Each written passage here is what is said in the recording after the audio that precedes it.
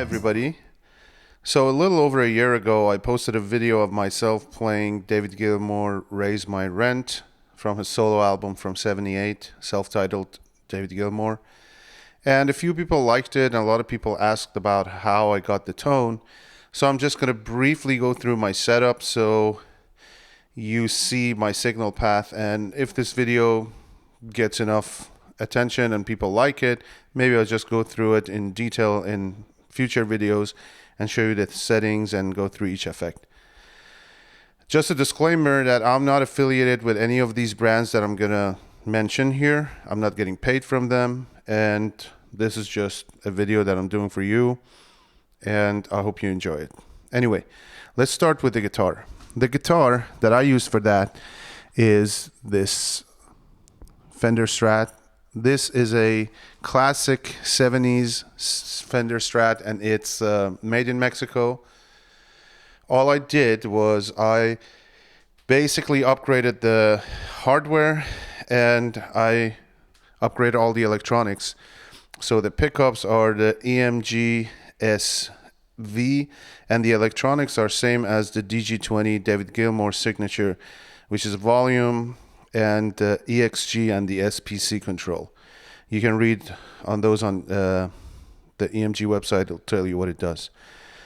So the signal goes first to the ST2, which is a Pete Cornish pedal. This, for me, works like a compression and EQ at the same time, and it puts my signal at a workable volume the way I want it before I go to anything else. And I use compression a lot, but the compressor that I use for that is the SP compressor. I really like it because it's got a thicker sound, it's got a little bit more bass, not as bright, which for that song it sounds more proper. Plus, if you have a guitar that's really bright, it can kind of like, tame that top end but still give it some thickness.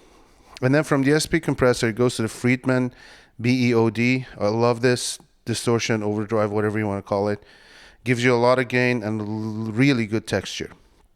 So none of this stuff is in the loop over there. Now here we go to the CE2. This is a Japanese chorus, Boss CE2. I love it. This is my favorite pedal chorus. And then from there goes to the Screddy, the Echo.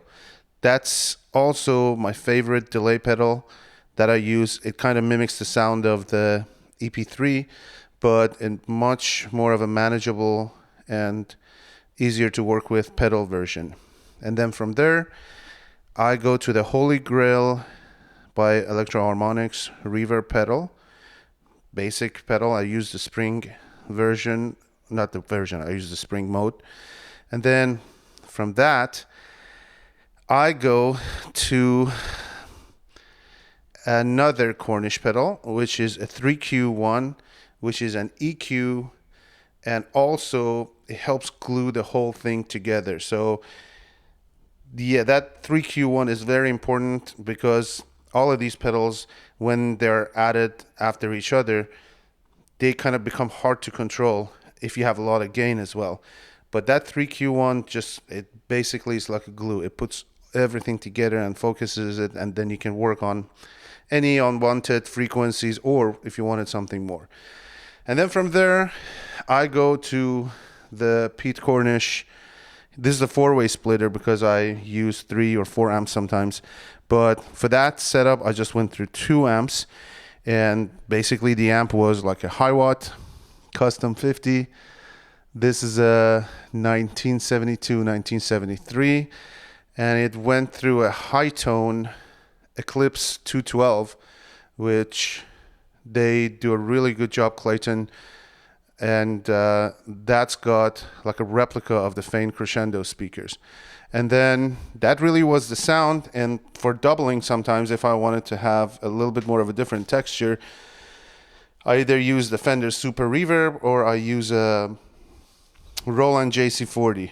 So that's really basically the setup.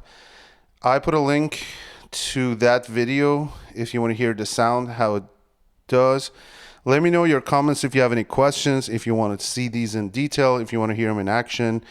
I may spend more time doing that. Have a good one.